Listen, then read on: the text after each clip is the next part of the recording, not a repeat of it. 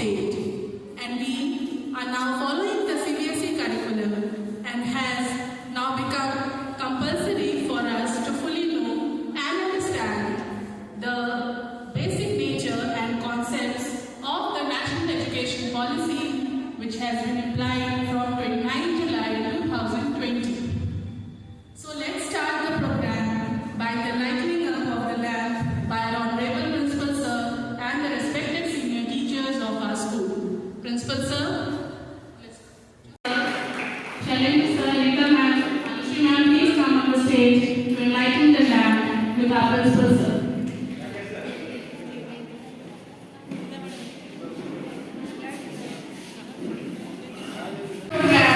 On the National Education Policy 2020 for the very first time in our school.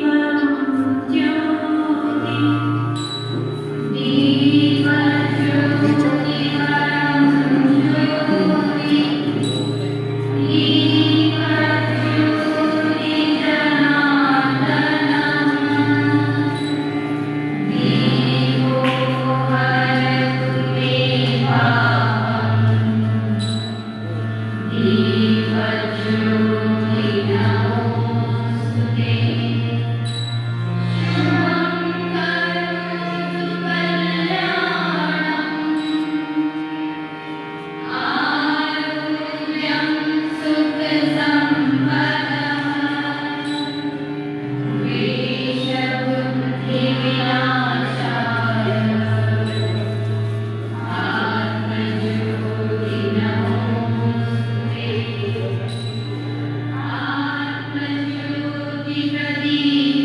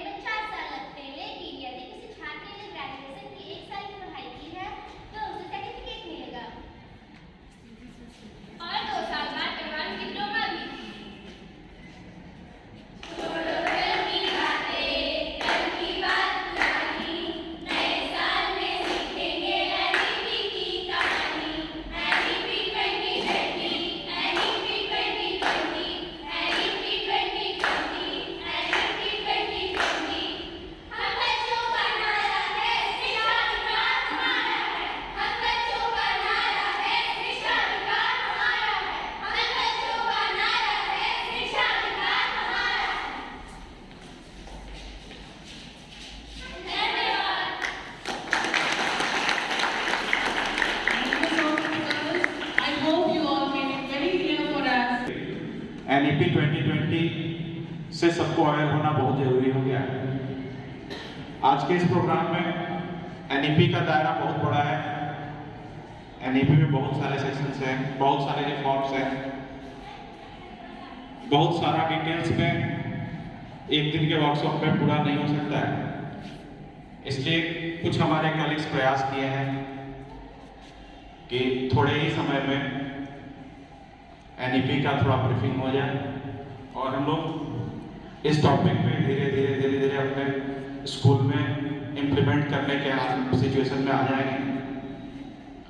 इसी purpose से छोटा सा PPT मैंने तैयार किया है। पहले का सिस्टम था 10+2 सिस्टम, वो कन्वर्ट कर दिया गया 5+3+3+4। मीन्स अब तक हमारे यहाँ 10th के बाद 11th और 12th का सिस्टम चलता था। अब बिगिनिंग से फ्रॉम द वेरी बिगिनिंग ये पूरा का पूरा सिस्टम कन्वर्ट कर दिया गया है। इसको स्ट्रक्चरल रिफॉर्म्स के दायरे में रखा गया है। इसमें बच्चे जब तक स्कूलिंग में रहेंगे, means age group 3 to 18 years के बच्चों के लिए अब जो नया सिस्टम हम लोग को अडॉप्ट करना है वो है 5+3+3+4। इसको 4 पार्ट्स में डिवाइड कर दिया गया है। फर्स्ट 2 पार्ट्स जो है 5+3 का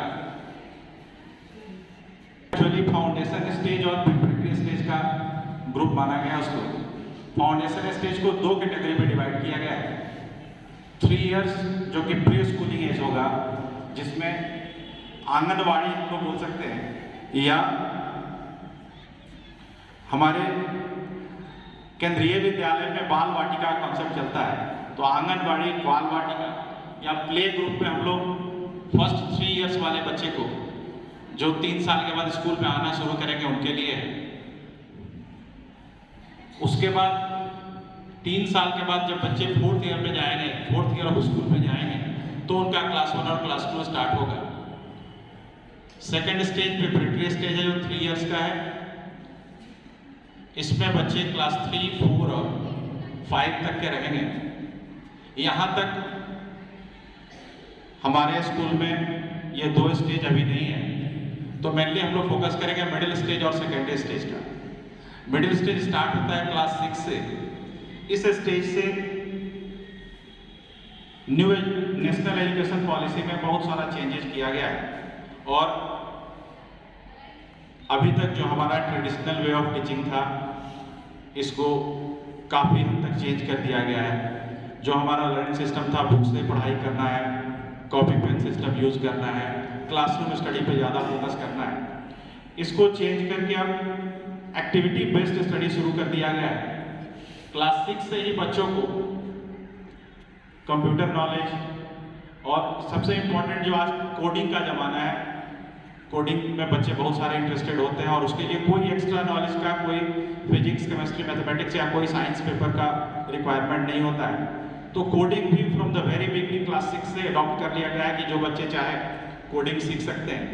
और कोडिंग के साथ साथ वोकेशनल कोर्सेज पे कि के पास पहले ऑप्शन रहता था कि वो किसी एक ही स्ट्रीम में जाएंगे, या साइंस स्ट्रीम में जाएंगे, आर्ट्स स्ट्रीम में जाएंगे, कॉमर्स स्ट्रीम में जाएंगे, अपने इंटरेस्ट का सब्जेक्ट। सपोज मैथ्स के साथ वो हिस्ट्री में उनका इंटरेस्ट है तो history as a paper adopt कर सकते हैं। तो अपने इंटरेस्ट के बेसिस पे वो डिफरेंट सब्जेक्ट चूज कर सकते हैं। इस वे में स्कूल में ट्रेन करना है, इस वे में स्टूडेंट को टीचिंग फैसिलिटी प्रोवाइड करना है, उस पर क्रिटिकल थिंकिंग डेवलप हो। क्रिटिकल थिंकिंग मीन्स एक ही चीज को, एक ही सिचुएशन को देख के डिफरेंट स्टूडेंट में डिफरेंट टाइप का thinking, different planning, different approach और आगे काम करने का तरीका भी उनका अलग होता है। क्रिएटिविटी मीन्स स्टूडेंट जो पढ़ रहे हैं, जो सीख रहे हैं, उससे कुछ चाहे तो कुछ नया चीज बना सकते हैं, नया चीज प्रोड्यूस कर सकते हैं, इतना कैपेबिलिटी उनमें हो। या स्टूडेंट का अपना जो इंटरनल क्रिएटिविटी है उसको बाहर निकालना कि स्टूडेंट का किस फील्ड में ज़्यादा इंटरेस्ट है। अंडरस्टैंडिंग पे ज़्यादा फोकस किया गया है। जो रटने वाली प्रवृत्ति थी कि क्वेश्चन का आंसर याद कर लिया, एग्जाम में जाके लिख दिया, उसको फुल मार्क्स मिल गया, टॉप कर गए, तो इस कॉन्सेप्ट से थोड़ा सा एनईपी 2020 में हम लोग का कॉन्सेप्ट अलग हो गया है। नेक्स्ट टेक्नोलॉजी इंटीग्रेशन की बात है। टेक्नोलॉजी इंटीग्रेशन में हम अपने एजुकेशन सिस्टम में स्टूडेंट के टीचिंग के लिए डिफरेंट टाइप का टेक्नोलॉजिकल हेल्प ले सकते हैं। इसमें ऑनलाइन कंटेंट, डिजिटल कंटेंट जो अवेलेबल है उसको यूज़ कर सकते हैं, खुद डिजाइन कर सकते हैं, अपना बना सकते हैं। ई लर्निंग पे ज़्यादा फोकस किया गया है। स्मार्ट क्लास का फैसिलिटी है, स्मार्ट क्लास को यूज़ कर सकते हैं। आईसीटी इंफ्रास्ट्रक्चर पे जोड़ दिया गया हर जगह। नेक्स्ट पार्ट है टीचर ट्रेनिंग और टीचर के प्रोफेशनल डेवलपमेंट पे बहुत ज़्यादा फोकस किया गया है। कॉन्सेप्ट था कल तक का जो उनका पढ़ाने का तरीका था, उस पर डे बाई डे कैसे इंप्रूवमेंट हो और स्टूडेंट का लर्निंग ज़्यादा से ज़्यादा हो। इसके लिए टीचर के ट्रेनिंग और प्रोफेशनल डेवलपमेंट में भी बहुत सारा प्रयास कर रही है। उससे उसके जगह पे कॉन्सेप्चुअल लर्निंग हो, उनका कॉन्सेप्चुअल अंडरस्टैंडिंग हो। जो रिजल्ट का तरीका था कि एग्जाम हो गया, एग्जाम के बाद आंसर शीट इवैल्यूएशन हुआ, आंसर शीट इवैल्यूएशन में स्टूडेंट को मार्क्स दे दिए, उसके जगह पे न्यू पॉलिसी में फॉर्मेटिव और समेटिव असेसमेंट इंक्लूड किया गया है। स्टूडेंट का जो रिपोर्ट कार्ड है उसमें जस्ट मार्क्स ही नहीं हो, मार्क्स के साथ साथ स्टूडेंट के बारे में और भी इंफॉर्मेशन मिले कि स्टूडेंट का इंटरेस्ट वाला फील्ड क्या है, स्टूडेंट क्या चीज़ में आगे निकल रहा है, स्टूडेंट का कौन सा एरिया है जिसमें वो पीछे छूट रहा है। कॉम्पिटेंसी बेस्ड असेसमेंट हो। आज मेरा प्रस्तुतिकरण का विषय है इंक्लूसिव एजुकेशन, यानी कि समावेशी शिक्षा।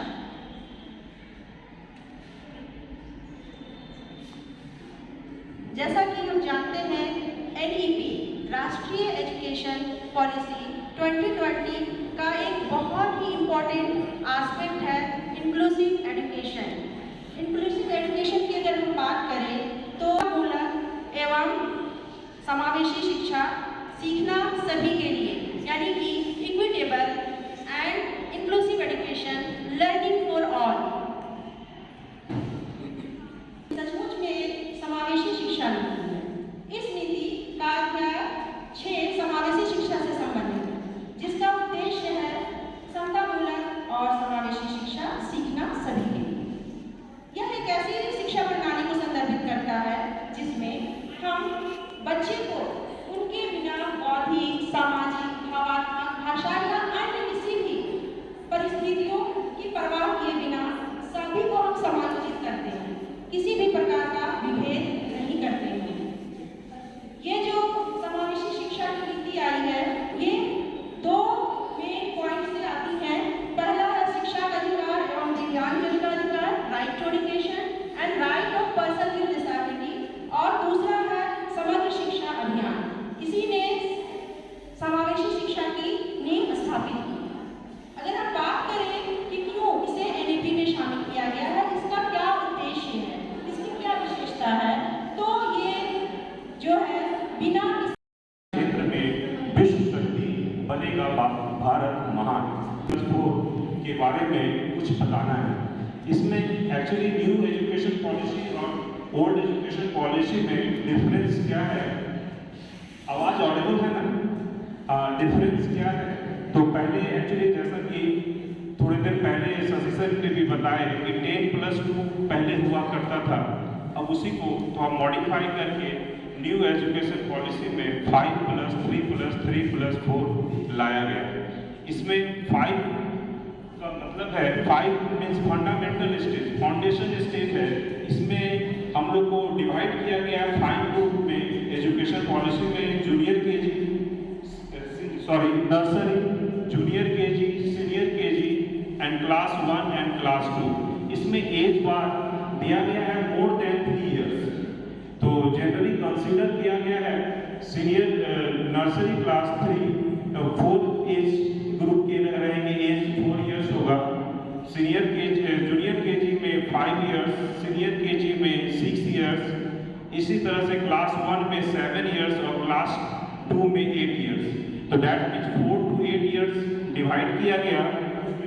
फाउंडेशन एज को 4 to 8 इयर्स के स्टूडेंट के लिए डिवाइड किया गया। उसके बाद प्रिपरेटरी एज स्टेज दिया गया। उसमें